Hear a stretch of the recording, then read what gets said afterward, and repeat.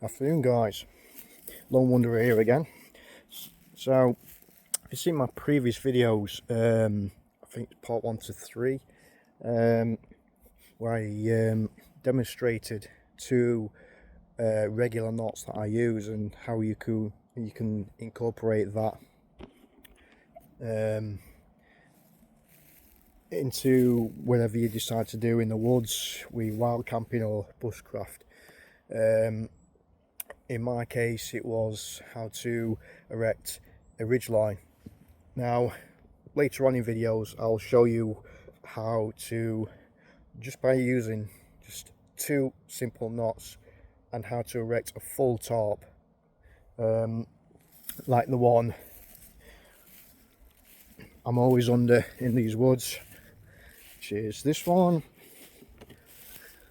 Turn the camera around, hopefully be able to see. Okay, like that one. So it's sagging a bit at the middle, but I've not tensioned it up in a long time. This tarp generally tends to stay there through the time. So to show you how to get from the basics to knots, and how to erect a tent, not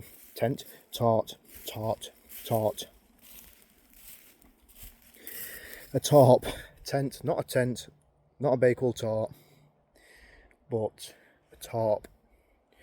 So I really can't talk right today. I don't know what's wrong with me, but anyway, so this video is going to be, once you've learned the knots, is how to do make a tent peg.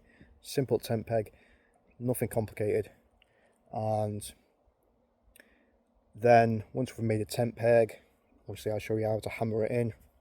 Then I'll show you how to put a guy line in using one or both of the knots that you've seen in parts 1 to 3. So again, this is very, very basic stuff.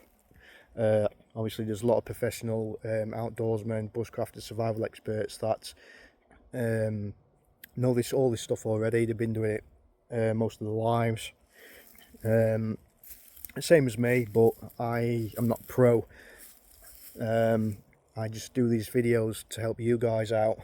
Obviously I'm not a professional outdoorsman, and I never claim to be. It's bushcraft is, and wild camping is very, very important to me, especially for my mental health and well-being.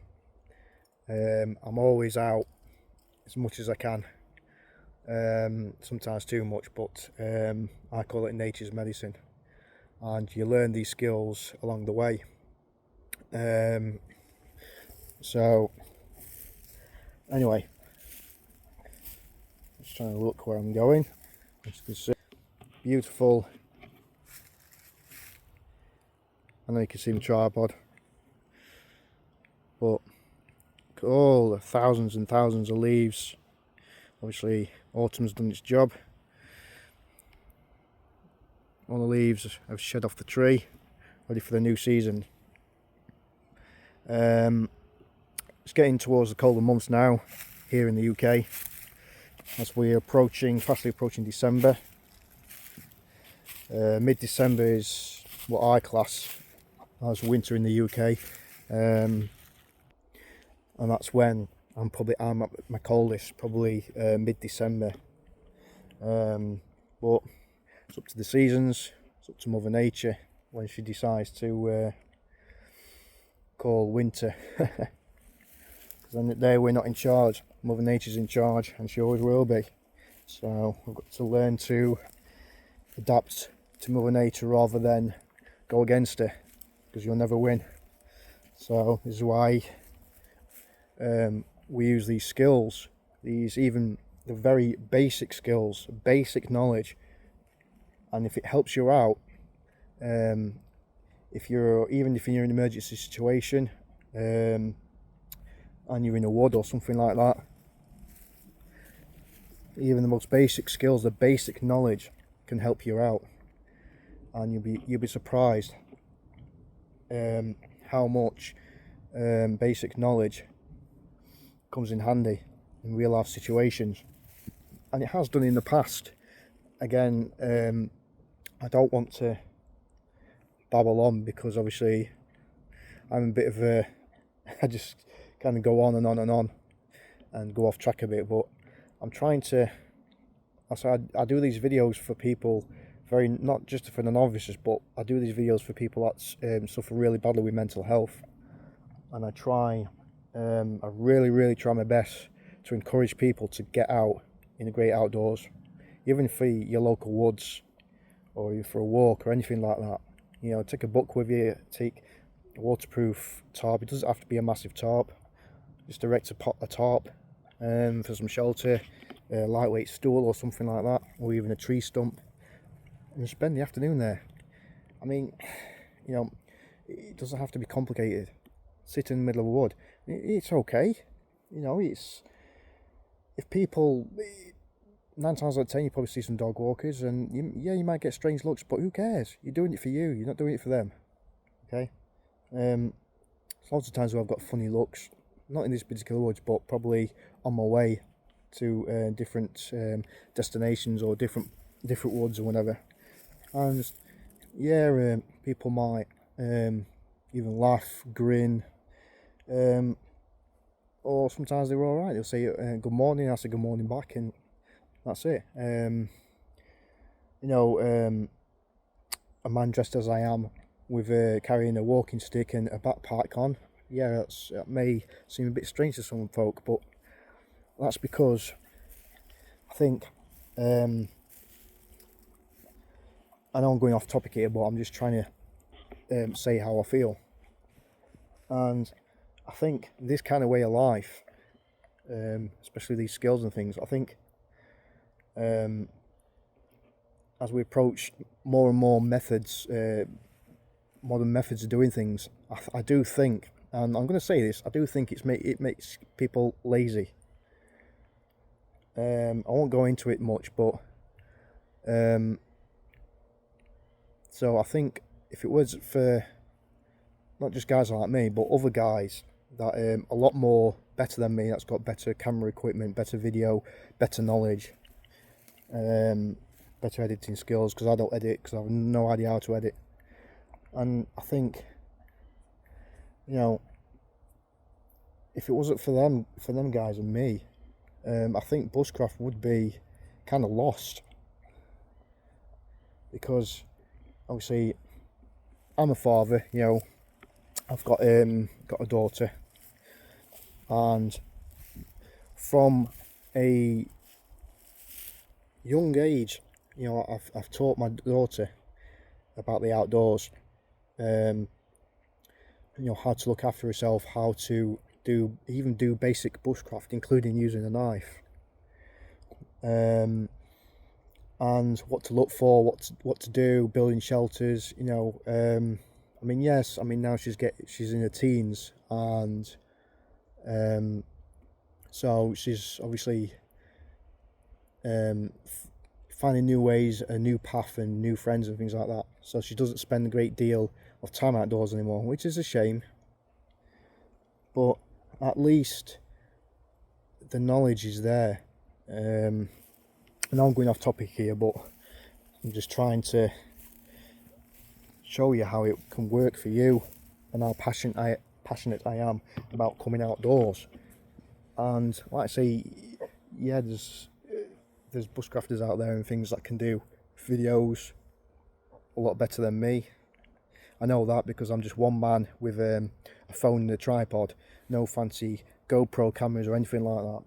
So I know the quality compared to everybody else is not going to be good. But with me, there's no trickery, there's no fakery, there's no editing, because like I say, I don't know how to edit anyway. So I've tried all that in the past, and it just didn't work.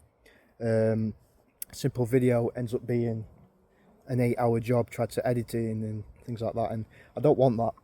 So all the mistakes that I make are just simple common mistakes, because, you know, as Dave Canterbury would say, the common man or woman, but it's just a saying, just common man mistakes, and I like to leave any mistakes in. because we're only human. So if I make a mistake and obviously you see it and you think, he's made a mistake, so what? I'm only human. Humans make mistakes, do they not? Anyway, I know I'm going off topic, but I'm just a bit tired of the world at the minute. Things are going too fast for me in regards to technology and things like that, which is not really my thing. I mean, yeah, I do have my downtime and I like to play on the Xbox and things like that, but I'm not one of those that sits in front of the telly all day, every day in front of an Xbox, because people see me do what I do, they might see it as being strange, but I think it's strange for people sitting in front of an Xbox for 12-13 hours a day or more. I mean, that's strange to me. So yeah, but anyway, back to the topic, Lee. Don't go off. I was going to lose people, but again, I'm not bothered about people can watch my videos, or they don't watch my videos, you can skip. Maybe not watching Lee's videos because he talks too much, but I'm just trying to get that message across. Okay, and you got mental health problems like me, you need to get out. You do need to get out, and I guarantee you will feel 100% better. Have some peace to yourself.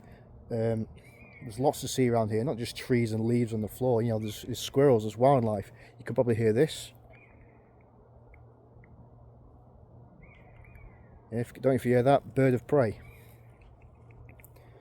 You don't hear that on your Xbox. And I know I'm going off topic again. I'll probably have to do another video. And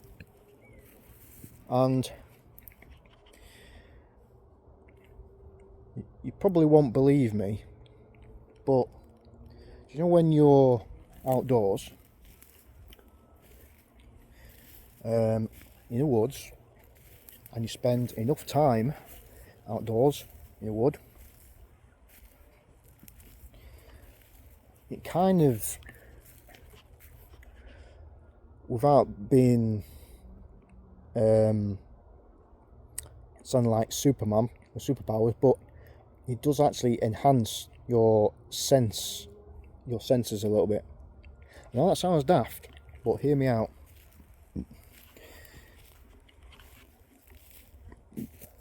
If you ever stop to think, you stop to hear,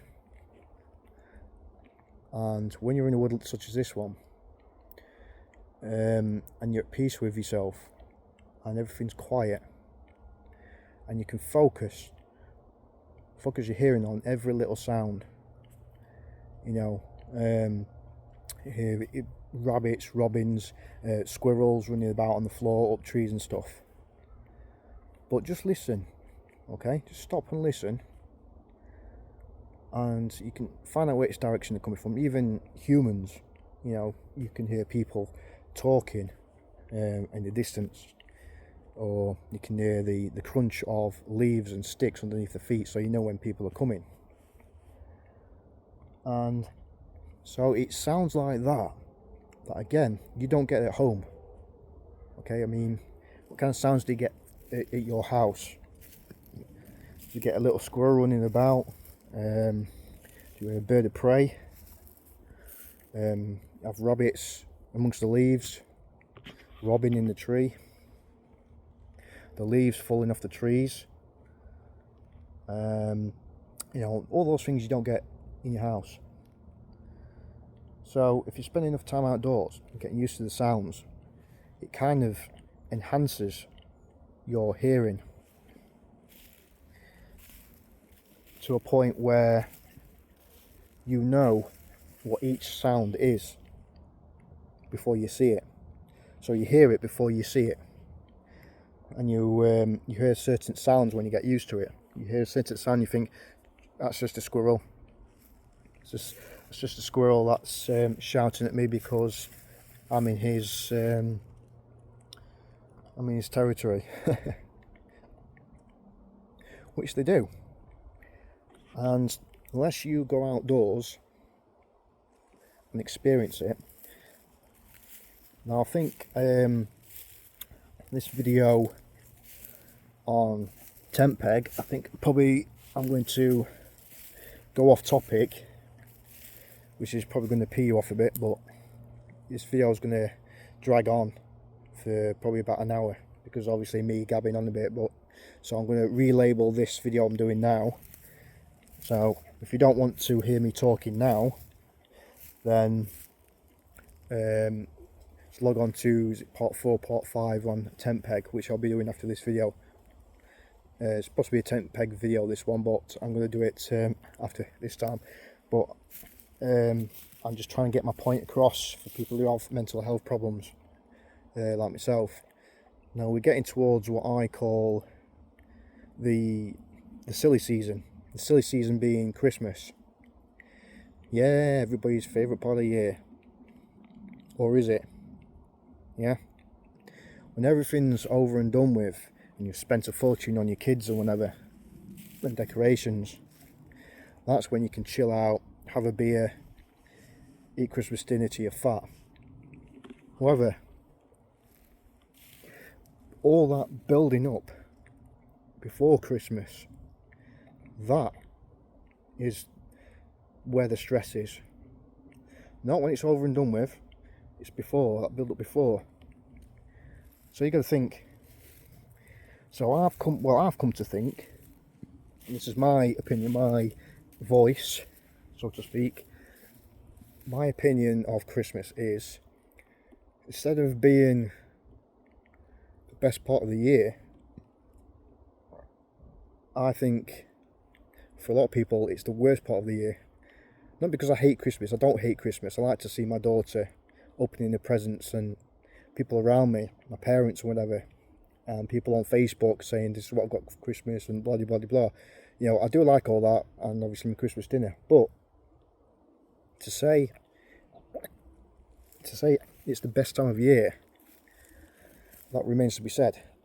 Depends on what kind of person you are, and that plays a massive part in your well-being and mental health. You know, especially the older people who may or may not be watching this video. But, and I've come across this in the past, where I know there's older people out there that they've got nobody, no grandkids come and sees them. Sometimes their own kids don't come and see them, and they're completely alone. So you imagine that, you're completely alone on Christmas Day, got no presents because nobody's bought you any. So they're just stuck in a chair watching Christmas movies, which is the same movies that was on last year, and the year before that, and the year before that. You get my drift. So you tell me, do you think it's their best Christmas? Do you think they enjoy Christmas like everybody else? I think not. Okay, and people don't actually think about that, do they? Not just the older generation, maybe somebody that has serious mental health conditions, just like me. And, you know, for years I was ashamed of who I am, my mental health conditions, but now I'm not. You take it or leave it. You know, life's too short to worry about things, you know. So I just do what I do. I get out when I can, in the woods when I can, clear the air. If I'm feeling angry, bad mood, for whatever reason, I'll go for a walk. 9 times out of 10 I'll come to the wood. And that's what I do. And doing that, for me, I'm not saying you do that, although I do encourage it, that for me has a massive benefit and calm factor. Okay? Stress free. So I'm not going to get stressed out. I'm not going to smash somebody's face in because I'm stressed, or this person's peed me off, you know. Yeah, nobody's perfect. I'm not perfect. You know, I've screwed up in my life. I've done the complete opposite to what I'm telling you now. You know, seen things and done things I'm not proud of.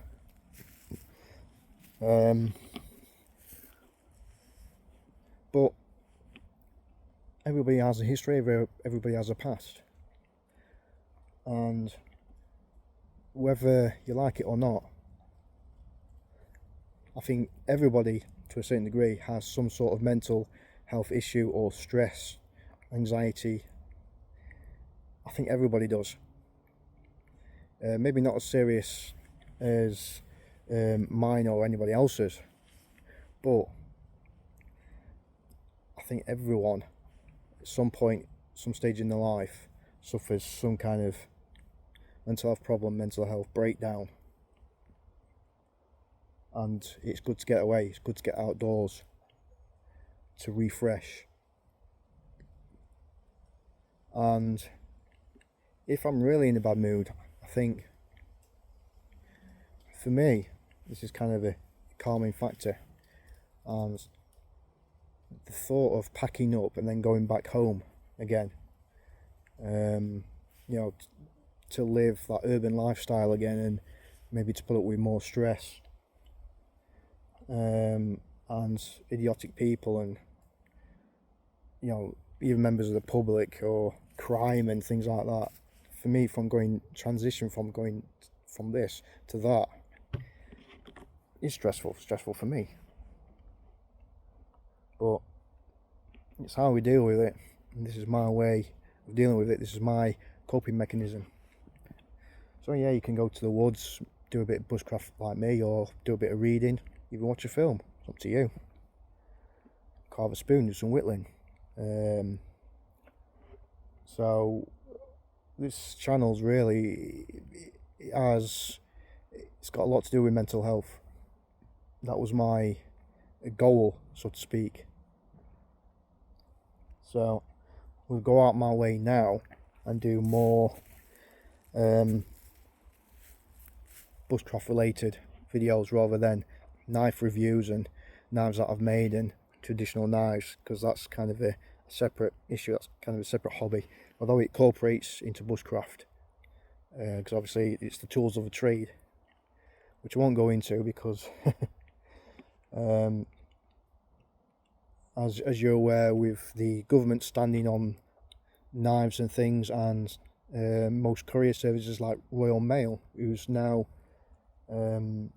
heavily clamping down on knives in the UK, not because of bushcrafters like me who use them as tools, but because of idiots out there that's going around stabbing people, committing knife crimes and killing people and robbing people at knife point. You know, you've got young teenagers, some even as young as 13-14-year-old, are going out either solo or in gangs, and they are stabbing people, you know. And it stops people like me, bushcrafters and wild campers. That has a massive impact on people like us, especially if you want to buy a new knife, or review a new knife, or use or make a new knife, or if we're selling knives to sell to people. That has a massive impact on people like us, who only use knives and things like that as tools, and that's all they are. All they'll ever be to us is tools. So to take tools away from us, to take knives away from us, or to make things more difficult for us, is going to have a massive impact on what we do when we're outdoors, you know. So, but that's our controlling government for you, because 9 times out of 10, you know, I don't think anybody in Parliament probably uses these tools, knives, axes and things, let alone know what even bushcraft is. you know, they're all desk jockeys, they're all stuck behind the desk pushing pens and paper. You know, a lot of them aren't doing things like this. Could be wrong, but so the government can quite easily outlaw things that have absolutely no relevance to them. Like they can dismiss knives, they can outlaw knives because they don't use them, apart from if they're in the kitchen cooking food, which is very unlikely because with their money, why make their own food when they can just order out? But they don't think about the massive complications, not just to us bushcrafters, but as people who use tools like that for a living, like chefs. You know, how's a chef going to do his or her job without a knife? How are we bushcrafters going to do what we do without tools and knives and sharp, pointy, stabby things? You know, traders use knives to cut cord, cut wire. Carpenters use knives to cut into wood and things. How are they going to do their job if they can't buy knives, can't sell knives, whatever? So again, it's the government's quick fix, I think. Quick to dismiss things when they really should be concentrating on the individual that's used it in an aggressive manner, not the tool. A tool is just a tool. Okay, so knives don't kill people. People kill people. You know, this mallet that I've used, and it's about 2 years old now. That I use for batoning. I use it for hammering tent stakes in and to build things like this firewall, fire screen, whatever you want to call it. But in the wrong hands, this can kill somebody quite easily. You know, hit them over the head with this solid oak, and yeah, it can kill you quite easily in the wrong hands. But is that the tool that's killing somebody, or is it the person? Yeah, something to think about. So I don't want to go on about mental health and things like that, but how can I not when it affects us? It affects some people all day, every day. So I could just do a bird in the tree. So again, things like that. You could be sat here, be upset or even cry. I've cried in the woods many times by myself when you stop to think about things. But then something will come along and will put a big smile on your face. The last time I was depressed, came into not this wood but another wood. I was really down in the dumps. I was really, really depressed. I was really, really upset, and shed a tear or two. And suddenly, I saw two squirrels chasing each other. And I was watching them for a good 20 minutes. They was chasing each other on the ground. They was chasing each other around the tree trunk. One chasing the other one. They was jumping over each other on the ground. One even did a somersault over the other, and it went like that for 20 minutes. And that alone changed my whole mood. After I seen them two squirrels chasing each other, and that changed my whole mood. From a sad, depressed, lonely mood into a cheerful, funny mood. And again, it's something that you don't see in your house, at home. So you go into the woods, it's not just full of leaves and twigs and trees, but there's also things that, wildlife that can bring a big smile to your face. So, and this is why I do what I do. So we are now 30 minutes into this video, which is supposed to be about a tent peg, but obviously I'm going to do a tent peg video after I've done this. Just trying to explain to you, this is why I do what I do. So my message is, stop worrying, stop being depressed and anxious. Put a coat on, put a hat on, put some wellies on or something. Get out. If you can, go away, go out of people's way as much as you can. I'm not saying avoid people. I do that. Doesn't mean you have to do it. But less people the better. And just spend a few hours listening, looking, watching. I mean, so what if you're cold? Doesn't matter. Get warmed up again when you get back home. Just to get some fresh air.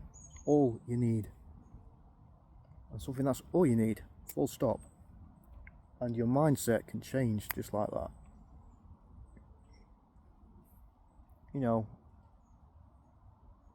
would you rather sit in a lovely setting like this, where it's just you, the trees and animals and stuff? Or would you rather sit in the car in a traffic jam for hours on end, and then you go to your destination and there's people messing about on the street, maybe even taking drugs and stuff like that? That puts you even more of a downer. Maybe you've had a bad day at work. You have a bad day at work, you jump in your car, and then you're stuck in a traffic jam, or maybe somebody's cut you up on the roundabout or something like that, and then you've gone from bad to worse. And all that is up here. And if you haven't got that as a release, you will end up either an absolute wreck, shipwreck, or a firework waiting to explode. And 9 times out of 10, you will probably take it out on your family, with your kids, your wife, your girlfriend, whatever. And that is probably the cause of most partners probably splitting up, because you're both stressed, and this time of the year is no exception. So this is why I think Christmas is probably the most stressful part of the year, when it's supposed to be the happiest, but it's not. It's the most stressful time of the year, and for a lot of people it's not the happiest time of year. You know, you're getting debt, you're spending your hard-earned money on, you know, sometimes silly little trinkets and things like that. And yeah, you have to do things to keep, you know, to keep your kids happy, to keep your wife, girlfriend, whatever happy. But you probably don't believe this, but I'm a simple man. You know, in my own right, I'm happy. I'm happy doing this. You know, I don't need expensive gifts and presents to make me happy. You know, just stick me in the wood. You know, campfire in the middle. You know, over a beer or two, or a nice meal around the campfire, and just talk until the stars come out. Okay, that's me. That's what I like to do. Because money, you can have all the money in the world, but it's never going to make you happy. You know, I've known rich people, I've even known millionaires, and one way or another, they've all, the people that I know, they've all gone back to basics. They've all gone back to doing what I'm doing now, and that's spending time in nature, bushcrafting, things like that. And they've left that busy lifestyle behind them, because money isn't everything. Yeah, it can make you money, can make you happy, and you can buy a lot of nice things. But what happens when you've run out of things to buy that makes you happy? What happens then? You know, what happens if you suddenly lose all that money and become poor? What happens then? So you need that release. This is my release, and and a lot of people it's released, a lot of people I know who's not only bushcrafters but ex-armed forces. I know a lot of ex-armed forces, ex-army veterans. You know, I've been with them, I've worked with them. A lot of them are going through some problems that's worse than mine, or even similar to my own. And being in environments like this has really helped them out. And without this, I know a lot of them wouldn't be here now. Same as I wouldn't be here now if I didn't have this. So that's food for thought, something to think about. So get outdoors, watch my videos if it helps you out, and stop lying to yourself. Stop pretending that you're alright when you're not. Clearly you're not. And before I go, is if you've got a problem, is to talk about it. I haven't really got anybody to talk to, because I'm obviously 9 times out of 10 I'm going to be on my own in the woods. So talk to yourself. Talk to the camera like I'm doing now. So I know somebody will be watching this video and they'll be sat there thinking, yeah, you know what, he's right. And a lot of people will be watching this video and probably saying, you know, this guy's a complete lunatic. Well, each to their own. Take this video as a pinch of salt. You know, it's up to you what to do with this video. Skip past it, delete it, whatever. Don't follow me ever again. But don't lie to yourself. And never say there's nothing wrong when there clearly is, if you're unhappy. Okay? So, I'm sorry about this video. It ought to be a tent peg video to add to my part 1, 2 and 3. But I will be doing a tent peg video now. This is just a quick update about mental health and how to deal with it. Okay, so stay safe, and it's good to talk, remember that, and get out, more importantly. Bye for now.